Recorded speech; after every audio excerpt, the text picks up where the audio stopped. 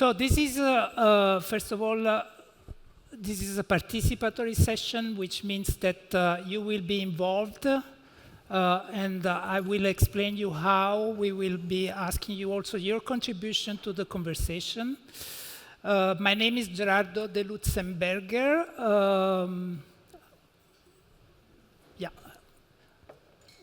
Can you give me the, yes, maybe. Sorry. Yes, okay, so I'm hosting this session. This session is called New Ways of Working, as you know probably, having coming here. And this a session we run at the SMEs, and we have been running at the CMEs for a while so far. So we started in 2020, it was the pandemic period, and of course it was a moment in which all of us were experimenting new ways of working because of the pandemic, of course, okay, as we can remember. Second year was 2021, and it was more about, again, the effect of the pandemic and how they were affecting the regulation and the ways of working. In 2022, yes, we were in Prague, and we talk about the permanent crisis, so the poly-crisis concept and the need of technological upskill to help people to work in this new environment.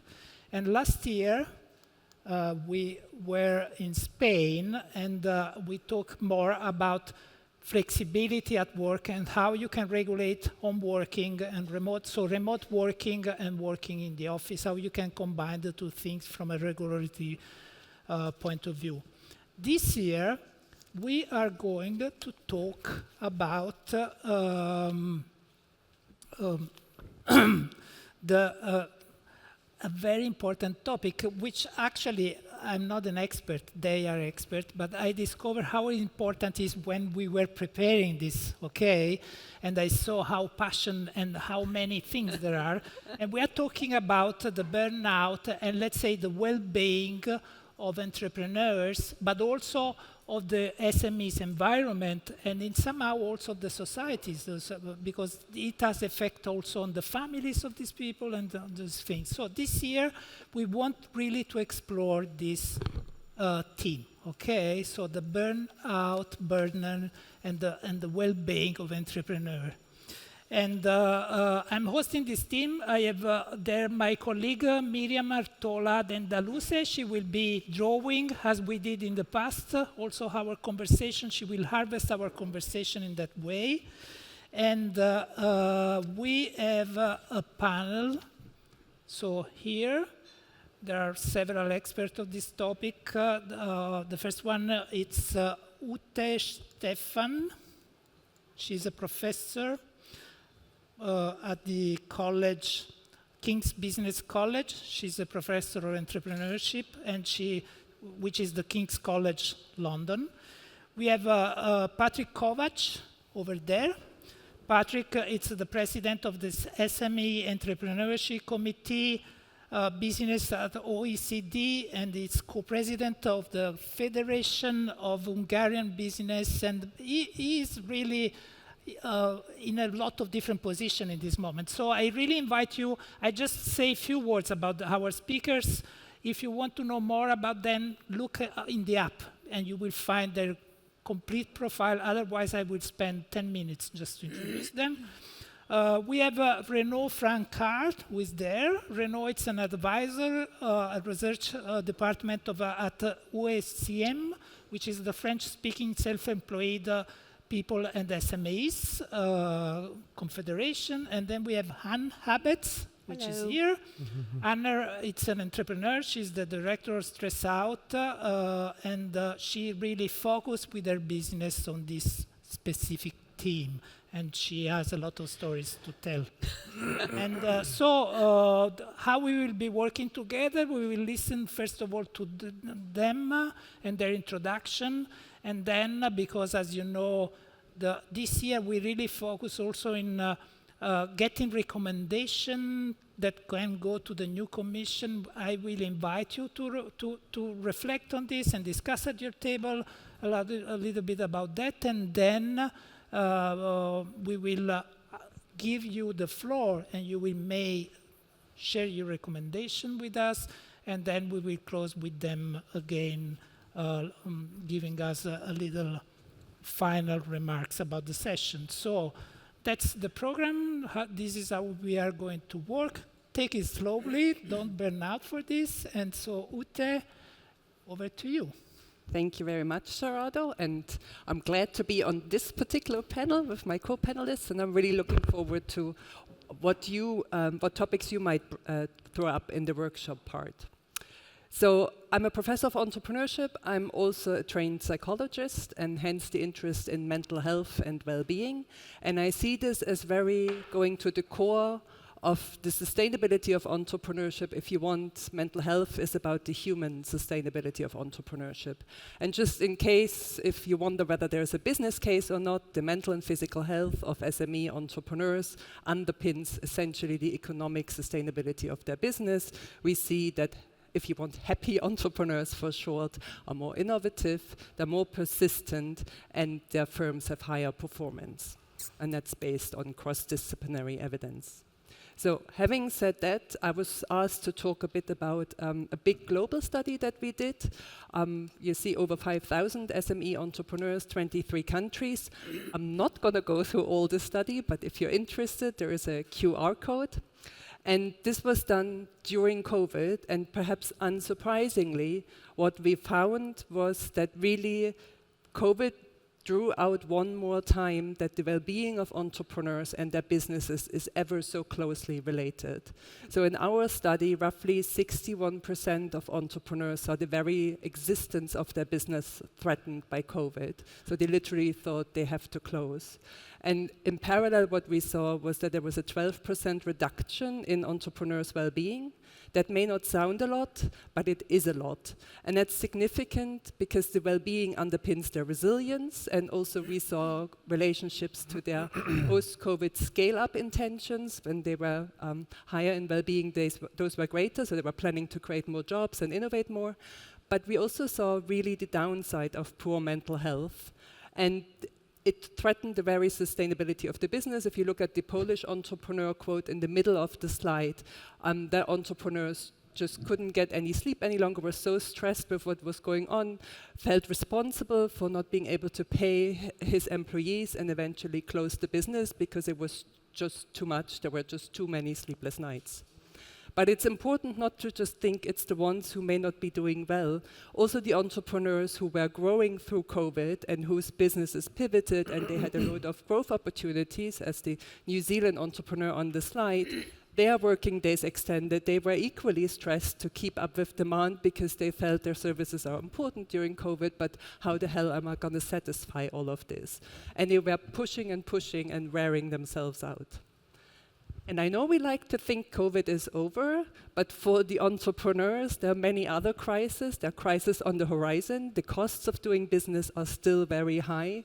And in terms of the human part of entrepreneurship, a lot of entrepreneurs are worn out. They keep on going, but all of these poly crises over the last years really have taken their toll. So that's maybe worth keeping in mind. So what then are the causes of the mental health struggles of entrepreneurs? Well, the first thing is probably self-evident. If you wanted a particular stressful job, choose entrepreneurship. It is, by any measure, the most stressful job there is possibly.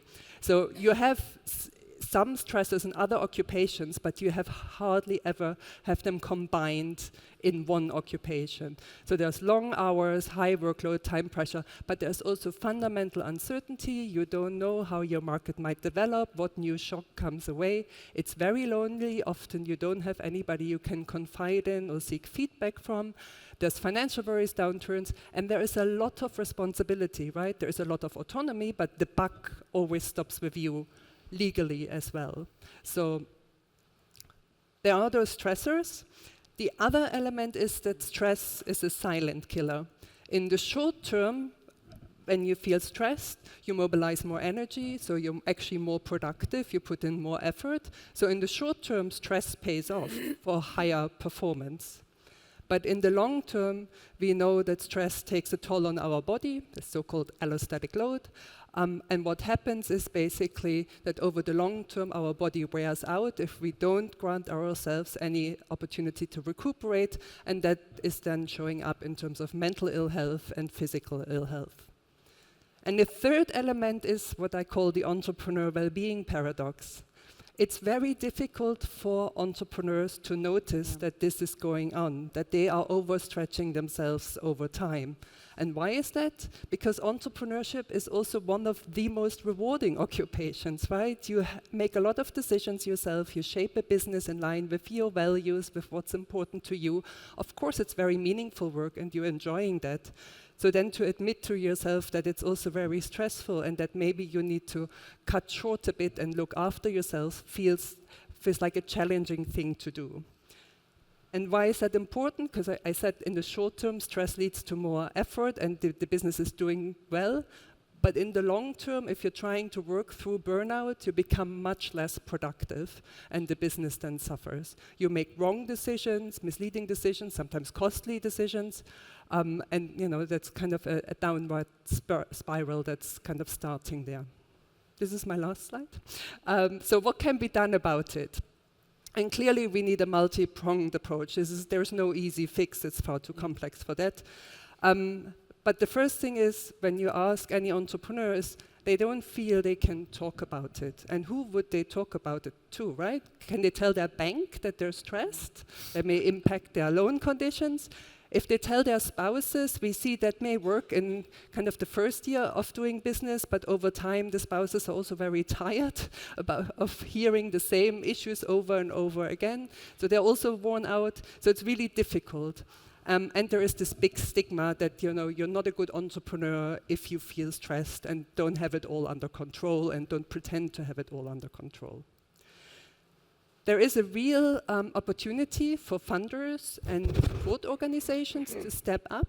So one simple tool is, for instance, to treat mental health expenses as business expenses. The Founder Mental Health Pledge, which is a global NGO out of Silicon Valley, is trying to get VCs on board with that. So, it's a small step towards normalizing and setting expectations. It's okay if you pay to be fit, really, mentally fit and physically fit. And I think, we do so much in incubators, accelerators. I teach entrepreneurship at university. I think we owe it to the entrepreneurs that we teach them personal resilience and well-being tools alongside all the business planning, market analysis, and so forth, so that we inoculate them early on to be able to look after themselves and be a resilient entrepreneur. For the entrepreneurs, if the entrepreneurs in the room, I think the first thing to recognize is that self-care is not selfish, but it's essential for the productivity of your business. We find, for instance, if entrepreneurs sleep more, they're more creative the next day. So it's a very simple kind of recuperation activity. It has to do with restoring energy.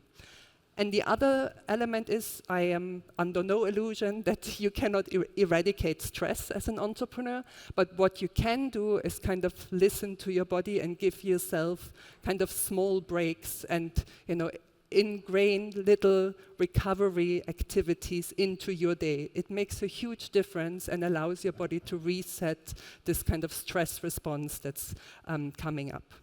And also, as I just said earlier, entrepreneurs are not particularly good at recognizing when they're stressed.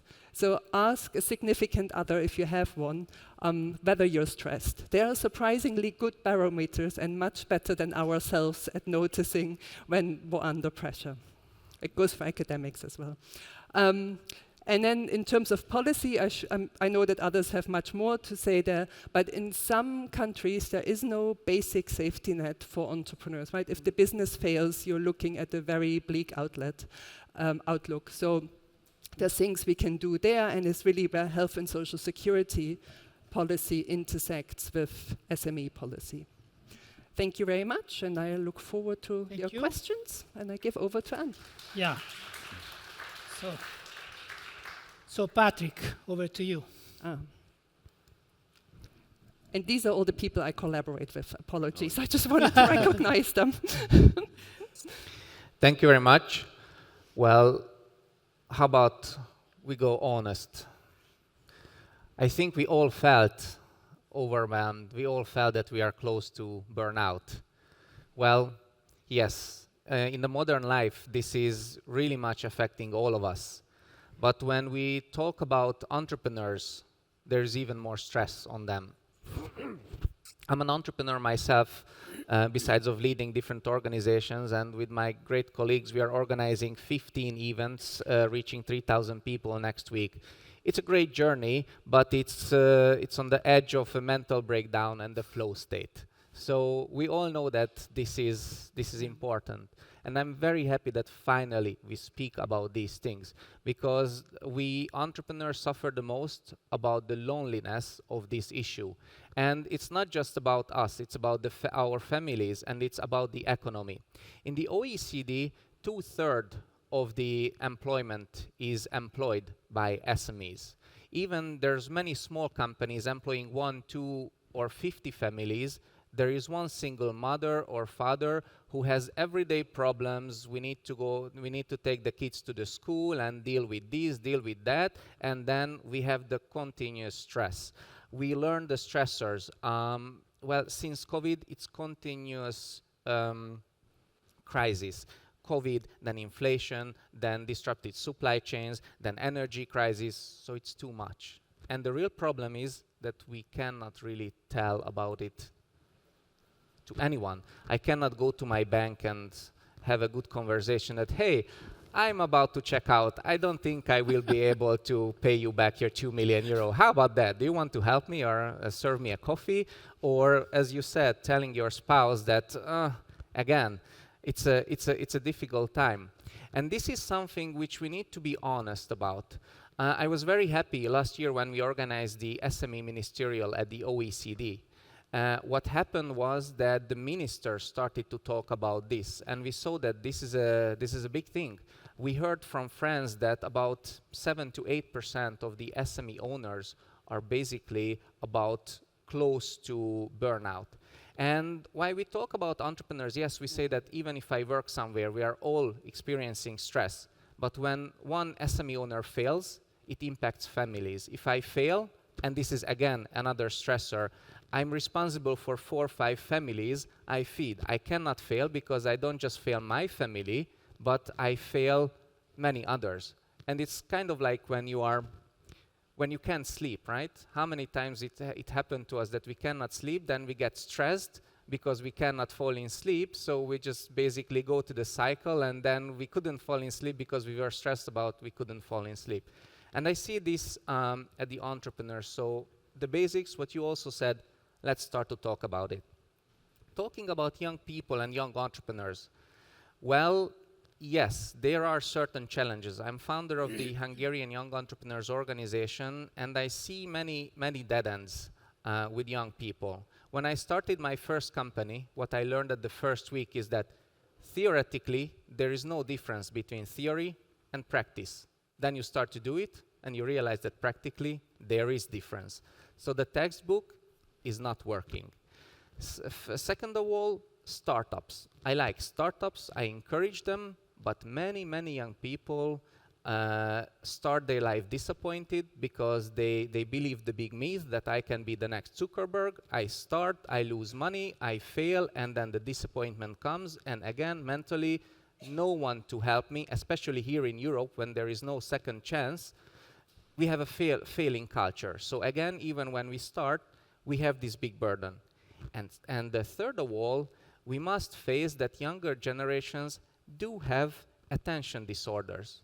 Many young people grew up with cell phones. Many of us now, we see on ourselves that because of social media and in instant gratification, we actually have problems to focus. How we want a young person who barely came out from school to read a 100 pages piece of legislation to comply. And again, regulations are also stress. Now we have this ESG topic, which is great. But when I talk to entrepreneurs, 9 out of 10 have no clue what is ESG, and they think that, oh, again, I need to sometimes read 300 pages and fulfill many new criterias, I'm fed up. So basically, they just breathe more heavily when you say that this is a great thing which we will make Europe greener. We made an interesting survey with business at OECD before the SME Ministerial. Well, basically, we made a survey among the OECD countries finding out the new normal after COVID, similarly what Ute did. And we wanted to see what is happening in the world and what the entrepreneurs think. And it was very nice to see that 100% of the respondents basically said that mental health is a very important topic and we should talk more about it. And 59% said that it is extremely important. So we all agree, but yet we don't have the forums where to speak about it. And again, we are afraid of the stigma to even speak out in the family. But it's not just talking about mental health. It's not just a nice thing to talk to have a better life. It's about impacting our economies. Like we have a number that the economic impact mental health resilience boosts can boost the productivity in OECD countries with 37,000 additional workers per year, because many people are not performing, underperforming because of mental health issues. So when we come to talk about SMEs, we always talk about productivity. Smaller you are, less productive you are. We see that at CFE in OECD, we make many, many great efforts, especially in digitalization with D4SME, because more digital means more productive, and this is what we need. I don't like to speak by slides, but I will try to speak to them. But basically, just finishing up soon, we see that in our survey, and with Business to OECD, we represent over 10 million companies across the OECD countries.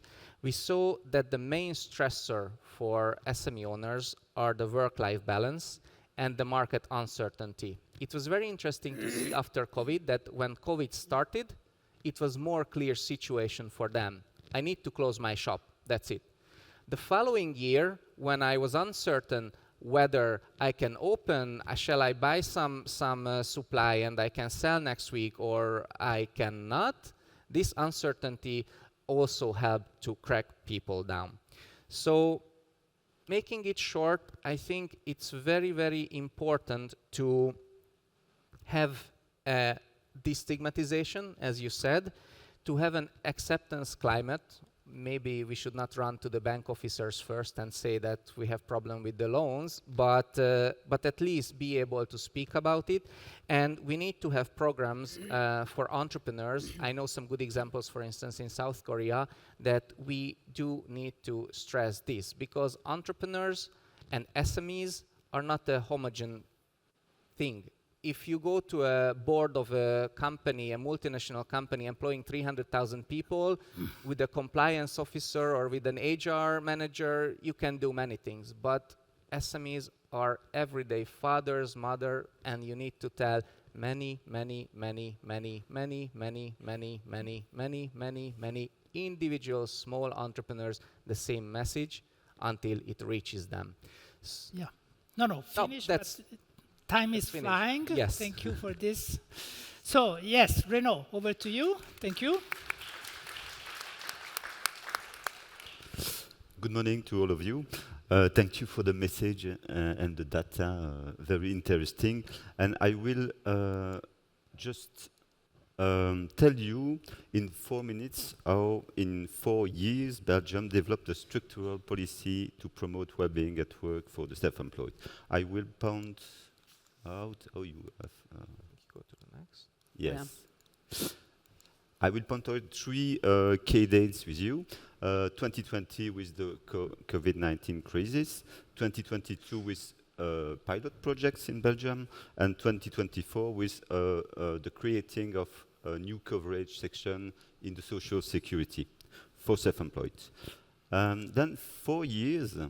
And those efforts began during the COVID-19 crisis. The crisis brought attention to entrepreneur suicides, some covered by the media. And the government immediately responded by setting up an emergency helpline and also psychological support programs for self-employed people in distress. And our organization, SMEs organization like UCM, have applauded these initiatives, but we said suicide risk is not the sole priority. The real investment priority lies in preventing burnout. And I said, when you face war, you take care of your injured and dead, but you must also invest in defense and peace. And just we do that for prevention and promotion of well-being. Mm-hmm. And in 2020, the federal government decided to invest €1 million in pilot projects. And UCM's projects aim to remove taboos on mental health. Various tools and channels were used in the project. Awareness include websites, radio and TV programs. Around 1,000. I have a problem with the micro. You have problems with the microphone? Yeah. Can we have a microphone? Well, no, that's okay. I try. Okay, now? Okay. Around 1,000 self-employed people join workshop. This one is about the link between physical activity and performance in business, and also with about the importance of the network. Workshop, webinars, and conference. Around 30 entrepreneurs receive multidisciplinary support, mainly psychological. And following our 12-month project, we uncovered several insights, and the absolute first of them is this one. Preventing burnout among the self-employed requires addressing business-related factors. And to move forward on well-being with entrepreneurs, we need to talk about performance in their business. It's critical. And a second lesson to remember concerns the support of entrepreneurs in distress. And I do the link with the other session here in this room. The support must be multidisciplinary, behind the psychological, mentoring, coaching, etc. Yeah.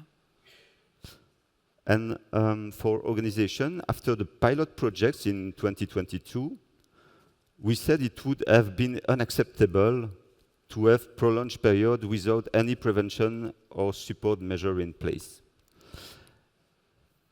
And then, at the end of 2023, a new law was passed, and this law modifies social security for self-employed. This law introduces coverage for mental well-being in the social security, with an annual budget of €4 million. It's just a good debut, but it's a debut, €4 million. Each social insurance funds receive a part of this budget, and they develop prevention tools with 3 goals: raise awareness about well-being, and we touch then not 1,000 entrepreneurs, but 1 million entrepreneurs via newsletter, websites, messages, survey. The second one is set up early burnout detection mechanism, and at UCM we use the tools called Amarok e-santé, French tools. And the third axe is guide those seeking mental balance or facing increased risk of burnout.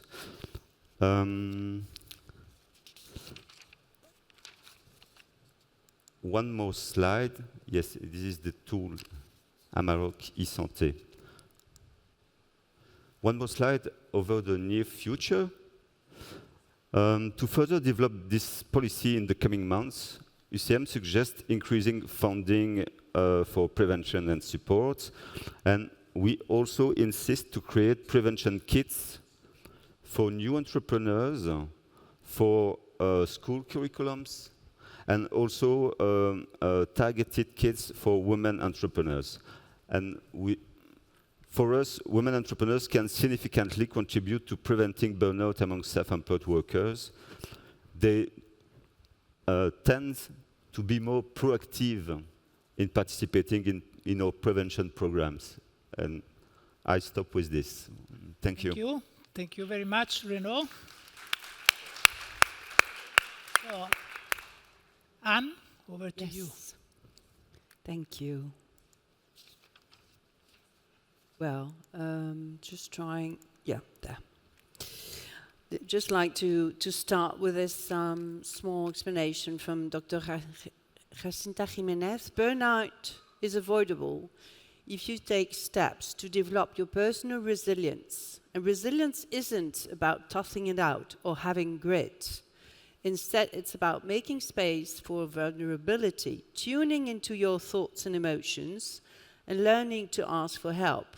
It's also about building positive communities at work and finding connection with other people.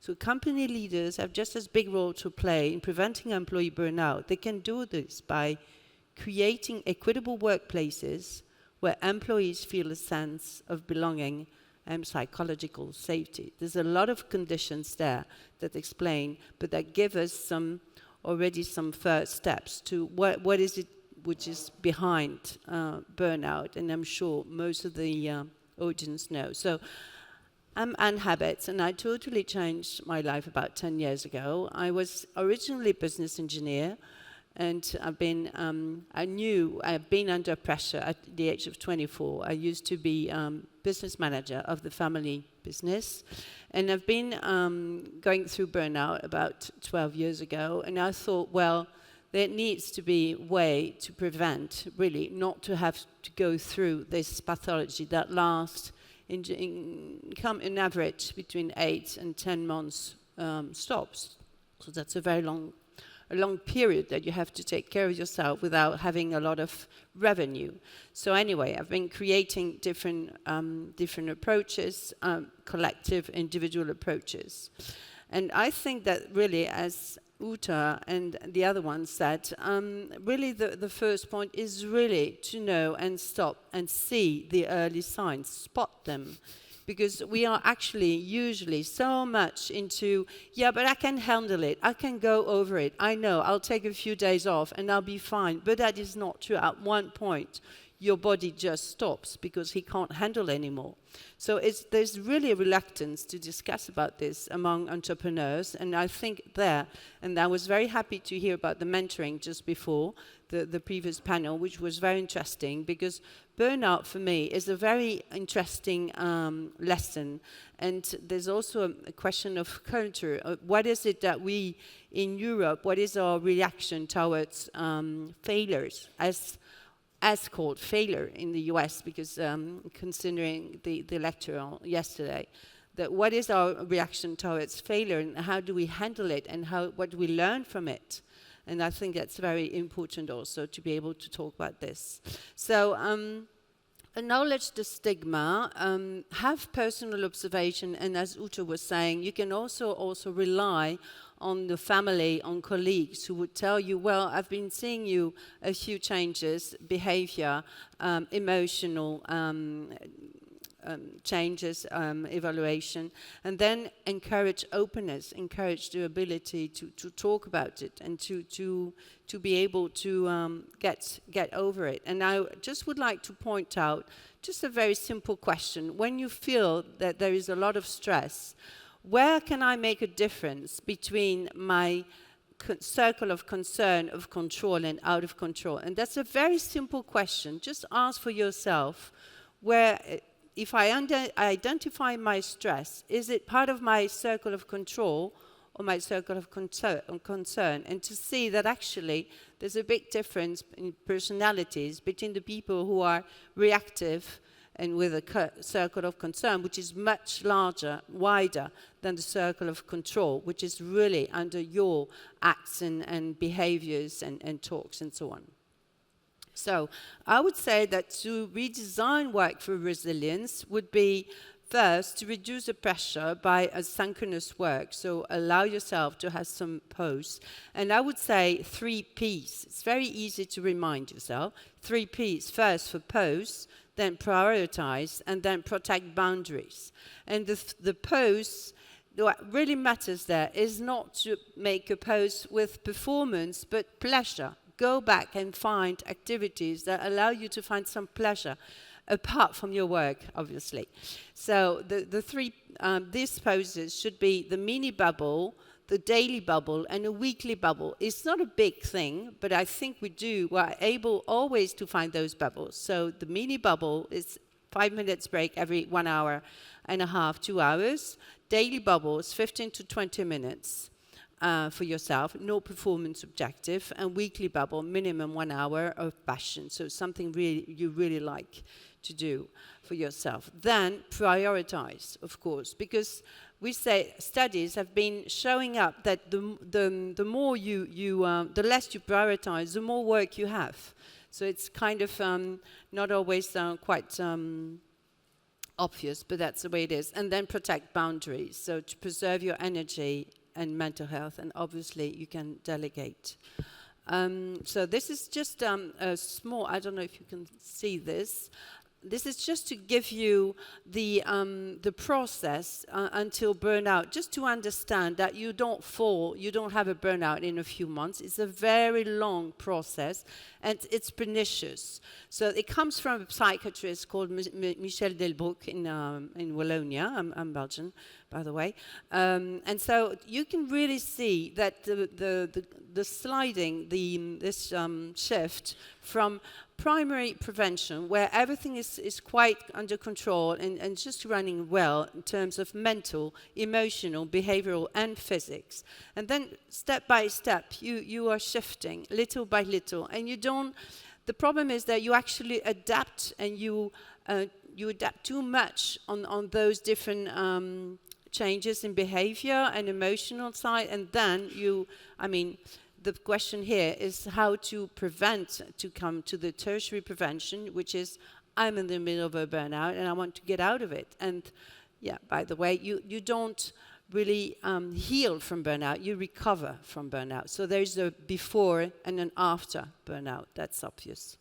So build a culture that talks about mental health, and I'm really happy, and I'm really thankful to be here today to talk about it, because I think vulnerability is really a strength and not a weakness.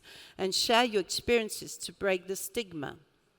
And then provide access to professional support, so coaching through support team, peer networks, such exchange practices and so on, or mental health professionals, employee assistance programs, and the program that I've been creating and that exists for 8 years now, the Yaka Path to recover from burnout. So, closing, I would say, how will you prioritize your mental health today?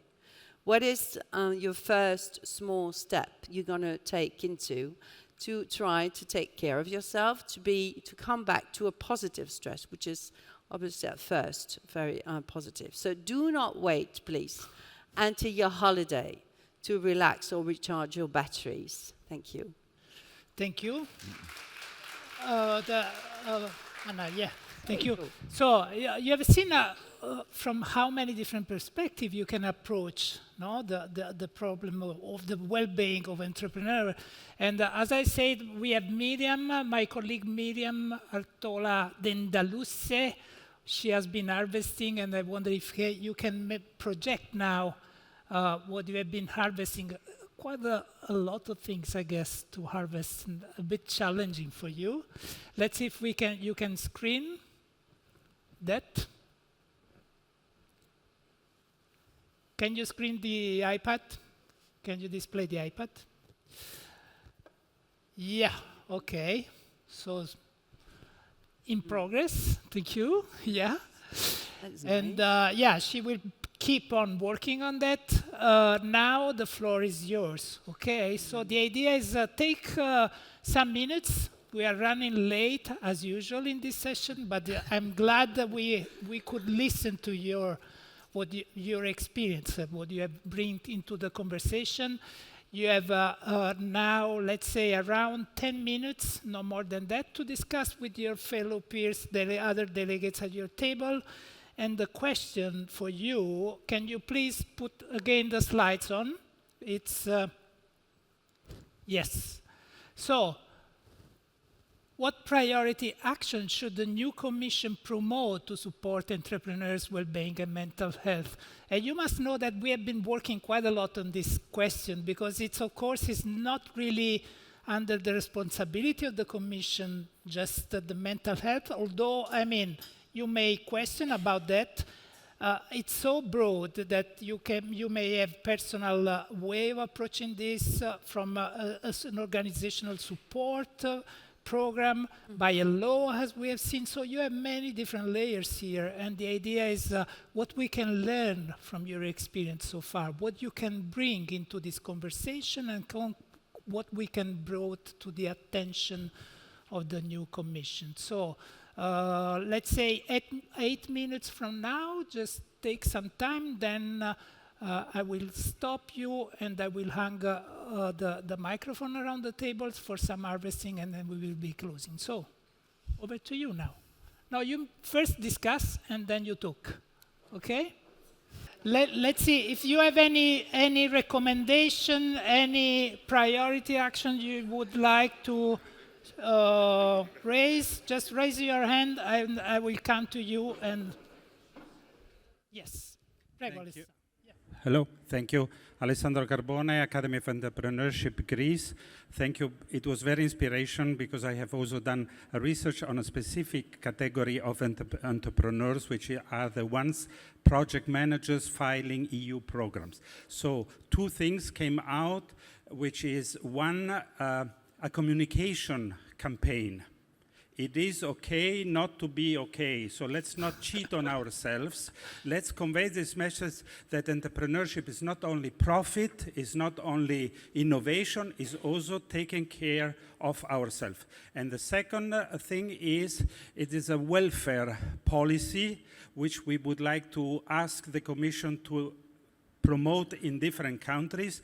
We were talking about therapeutic intervention, counseling, psychologists, even dentists. These are all expenses which in most of the countries are not considered company expenses, but they take, it's a paradox. If I buy a bunch of flour to bring to my clients in order to discuss a new contract, this can be a company expenses. Me going to a psychologist is not a company expense. Thank you, Alessandro. I can do that, don't worry. Hello, my name is Raymond Elfrink. I'm from Cubify. I think every entrepreneur knows burnout, and especially when they do startups. One of the problems is you have to do everything. You have tasks that are within your expertise, and then you have all the other tasks that you also need to do that are outside your expertise. So you constantly feel you feel doubt, you feel that you might not do the right thing. There's no place where you can go to find information. Online, you can find a lot of information about what you should do as a startup, but it's all fed to you by people who earn money from your doubt. So basically, they keep telling you that, yes, you're right, you are going to fail unless you buy our services. So that's a problem. If you work for a boss, the company has things it needs to do to look after you. So they need to have stuff in place to help you, to not get you burned out. If you're an entrepreneur, you're alone. It's you. And no one looks after you. And I think I don't know what the Commission can do to immediately get that. One of the things I was thinking is all this stuff, all this money that is now spent on mentoring, which is like the old McDonald's-diced Silicon Valley type mentoring. I would have had much more help from a proper mentor, a well-being mentor, actually. Because all the other stuff, everything else I can learn for myself.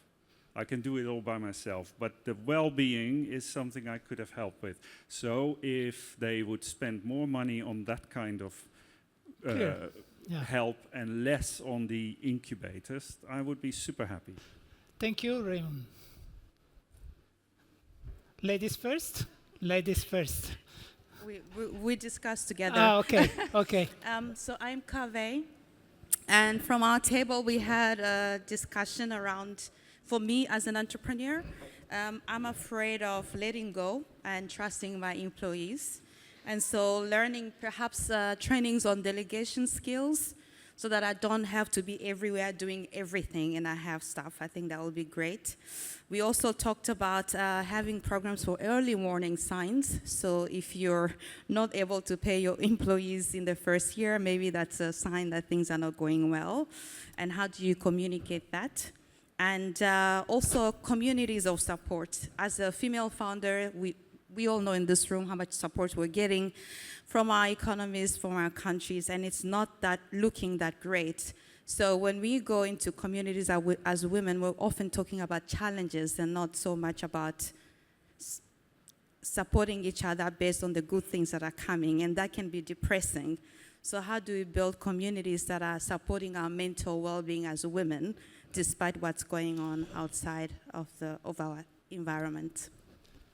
Thank you. You want still to add something? Yes, please. No, it's a group discussion, right? But if I may add on the public policy issues, we discussed about creating awareness of the signs that might arise, right? So that's important, that perhaps the European Commission can launch programs to help member states to develop programs to create this early warning. But two, to create and foster education at an earlier stage on emotions. There is, our kids are taught literature, maths, and so on, but know how to deal with well-being, mindfulness, or emotions, right? So early stage education about that. Thank you. Yes, please. Jakob. Thank you. I'm going to go here, behind you. Our group fell into the discussion a lot about stigma and how Europe is quite big, so we need to be open that there's a lot of different cultures. I come from Sweden, work as a business developer for our incubator, and the stigma for us isn't that big, to be honest. We talk a lot of mental health in our incubator, but it doesn't look the same in all of Europe. It's a big cultural difference that we need to, in these meetings, it's super important to continue having this discussion, as well as continue to develop a bigger safety net for the entrepreneurs. I think that's the primarily biggest issue that we have. Both we need to continue having the discussion and developing the safety nets. Anyone from our group that want to add something? Great. Thank you. Thank you. I wonder if you have any reaction from that side. Yeah. I really totally follow you when you were talking about the Swiss Army knife. Yeah, so it's really, as an entrepreneur, you have to be able to do all kind of different things, and at one point you don't know anywhere at the end where to put those priorities, and if you are short on budget, considering the COVID crisis and so on, so what is it that I do by myself, what is it that I delegate and all that, so I really understand that. I follow you on that specific point, which is so complex, and I also agree very much on the fact that we we are taught and we are learning a lot of different things, but in terms of well-being, we have so much work to do to understand how is it that I take care of myself, what kind, the very simple slides that I showed you with the bubbles, it's not so easy to know me and to understand what is it exactly that will allow me to reduce my stress on my personal scale of maximum 3 out of 10. It's not easy because a lot of people will say, well, I'm doing yoga. I'll say, that's fine, yoga is perfect. But then how much does your stress reduce really? And when the person say, well, maybe 6 out of 10, 5 out of 10. So forget it. It's not the right pose. It's not the right bubble. And this takes time to really understand what is it that helps me, and especially in terms of emotions, because the emotions, it's not always easy to welcome them, and to go through them. Yeah. So there's a lot of things to say. Thank you. Yeah. Let's see also if there is some sorry. Other recommendation from this room. Yes. I just wanted to reinforce the point that, which we also talked in the break, right, that we have a lot of safeguards, rightly so, for employees at work, but somehow the people who create the jobs, they're left to their own devices. And I think what's particularly difficult, so there was talk about delegation and then kind of all the 100 things you need to do, right? And the thing with being an entrepreneur is you can also always do more. There is no goal, right? Nobody gives you a goal as your supervisor says, this is enough and well done. You need to create that for your own, right? You can always get more customers, but have a target where you then also go out and celebrate, right? So that's the small well-being practices where you also experience success against your own goal system, because nobody else is going to give you any goals. Everybody else is just going to say, do more. If you have a high growth investor, they certainly will tell you do more. Yes. Yes, thank you. I'm Jana Erdman from Cashless Poland Foundation, and we were talking about one-stop shop where the entrepreneur could find a lot of tools that would be helpful for his everyday business, because right now he needs to look for them on their own. And very often it takes time, and the time is money for the entrepreneurship. And second thing is predictability, because I work with the entrepreneurship, and most of them are telling me that, the government do not help me, but I'm not expecting it. I'm just expect to predict my future. And everything that was happening during the COVID and things that happened during the war on the east of Poland influenced everyday business, but I don't have to react to, prices of fuel, prices of energy, prices of property, and so on. And regulatory changes. This is something that Commission also can take into the consideration, that we need to understand the impact on the smaller companies if we change the regulatory. Thank you. Yes. Thank you very much. Just to say, we've got entrepreneurs on this table. I'm a very old one because I'm 15 years in business, and I'm Sally Lowe from Lowe Associates, and we have my Maria here, who's a startup and working very hard night and day, doing everything. It's just a point from the gentleman on the communications angle. So there's a wealth of amazing support, but it's getting there. And I think we just need to think differently about actually access, about getting to the market of the hard-pressed entrepreneur. And that has to be through social media, and I think, and through all the wealth of podcasts that I read, and I'm sure you look at podcasts on entrepreneurs, successful entrepreneurs, and how you make your first billion and all of that stuff. But there is I think we can take some lessons from farmers. There's a lot of mental health issues amongst the farming community, and a lot of very serious and tragic situations. And on social media, there's a huge amount of reaching out to the farming community to say, if you're in trouble, it's a lonely job, there's all this help available. And I think that needs to be geared to female entrepreneurs via social media, via fashion websites, by anything you happen to be interested in, sport and all of that.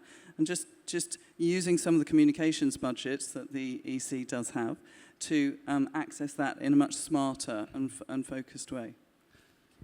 Thank you, Sally. Yes, 2 more and then we close, so the 2 of you. Thank you. Okay. Okay, go on very shortly. Yeah, I have a very shortly, concrete shortly, proposal shortly. Yeah. to the Commission. I don't know if there is any representative of the Commission here, but 2 or 3 years ago, they published a communication or a second chance for entrepreneurs. And it was very much focused on the failure and how not to be ashamed if you fail for your first project as entrepreneurs. I mean, the European Commission could address a paper, publication or communication on this precise issue of mental health of entrepreneurs, because you don't have to be ashamed if it happens. It can be a second chance, like you prove it. Thank you. Thank you. You? Hi, Anna Maria Magri from Malta. At our table, we also touched upon a number of things, including agro-food sector, and I think a lot can be learned from there. But even more so, we really strongly believe that earlier in the education efforts, including, entrepreneurial education, should be, these elements of emotional intelligence, of mental and well-being, management, should be included, part of whatever we can call curricula or programs in incubators, in study programs.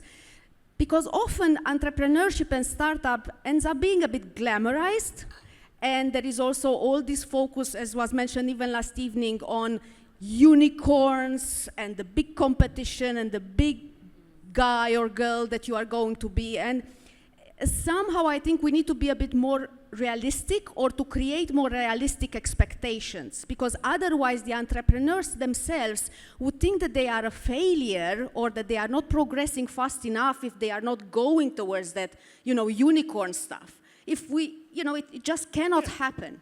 So if we try to instill in the curricula and in the programs this approach, and this also focus on maybe more cooperation or competition instead of just always, hard competition. Thank you. Thank you. Yes. Hi everyone, I'm Jonathan. I'm an entrepreneur from Belgium. I fully agree with which has been just said. I will end just on a little more provocative note, I would say, but my personal experience and my remark regarding the question is also, sometimes isn't it also what it takes, all this stress and stuff like that, to be an entrepreneur? I personally feel that only entrepreneurs can understand what we go through. So does the Commission has to do something regarding that? Like personally, my best childhood friends and stuff like that, I cannot discuss with them what it is to go through a hard board meeting, or to have to go through a layoff or whatever.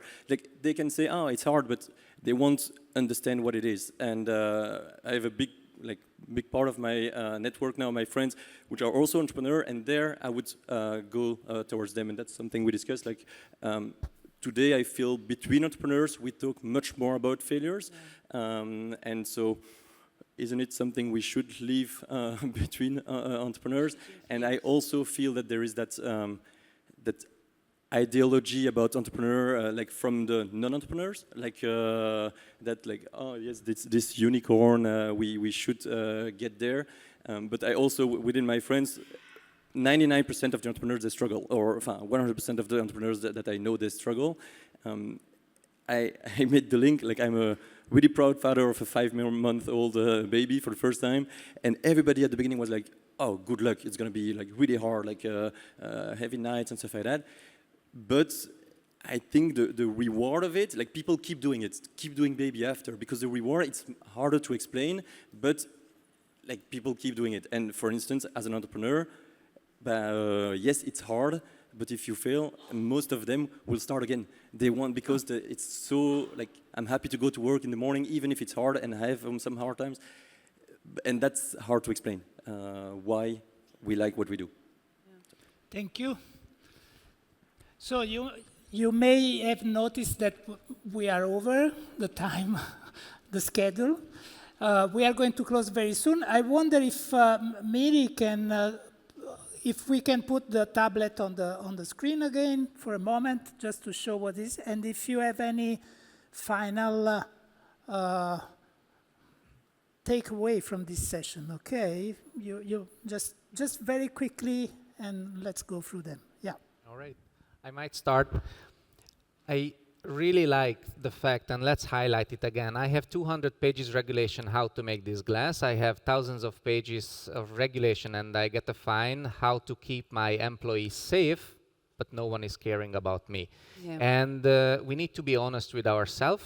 I also had burnouts, and I know that I told myself, it cannot happen to me. I can take it until a point when you cannot. And I think these factors are very important. If we in Europe can make so much regulation and support system for all kind of things and bureaucracy, we should be able to make, with the same effort, some structure which prevents the entrepreneurs from a final breakdown.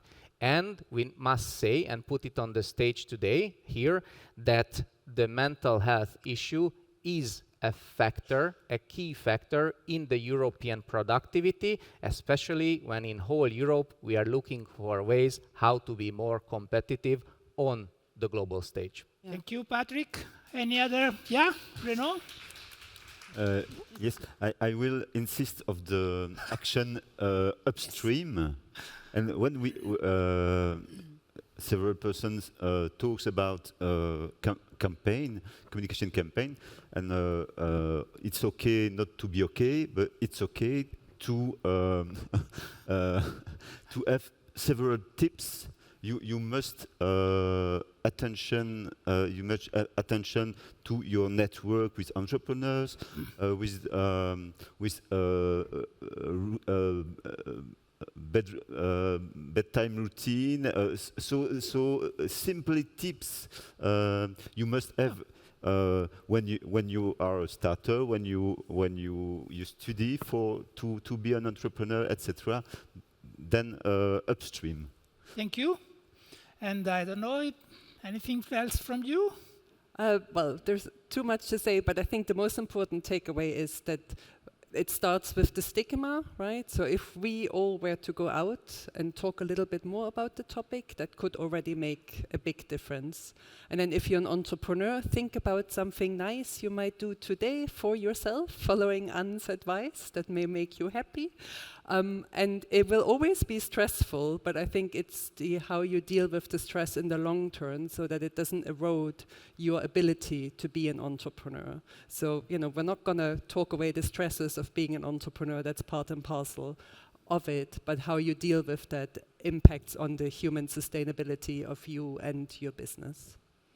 Maybe the last thing I would say was to point out what the lady said earlier between the difference between cooperation and competition, and it's really something that goes within this idea of space for vulnerability and openness and talk and peer support. There's so many things that can be done, which is, and also to point out the variety, the diversity of Europe is so beautiful. We have to make a richness out of the European cultures, and it's so beautiful, the people coming from Greece, from Hungary, from Romania, from whatever. So thank you so much for being there. Okay. Let's spread the word. Yeah. So I want to thank you, Ute Stephan, Patrik Kovács, Renaud Francart, and Anne Habets for inspiring this conversation. All of you, of course, because you have been part of this conversation and of our inspiration. I really, outside here, just outside the door, we have this Ideas Lounge. It's the place where you can bring all your ideas, your concrete ideas on this team, on any other thing, and we harvest them and collect them. And if you have if you can do that, we have also this Slido. You can just send us your recommendation, suggestion, or whatever you think it's important for us to have. We look, by the way, for concrete ideas as much as possible, not just for promote the well-being, which, okay, And so you can send them to that, and I would just close with a round of applause to all of us for this conversation. So thank you very much.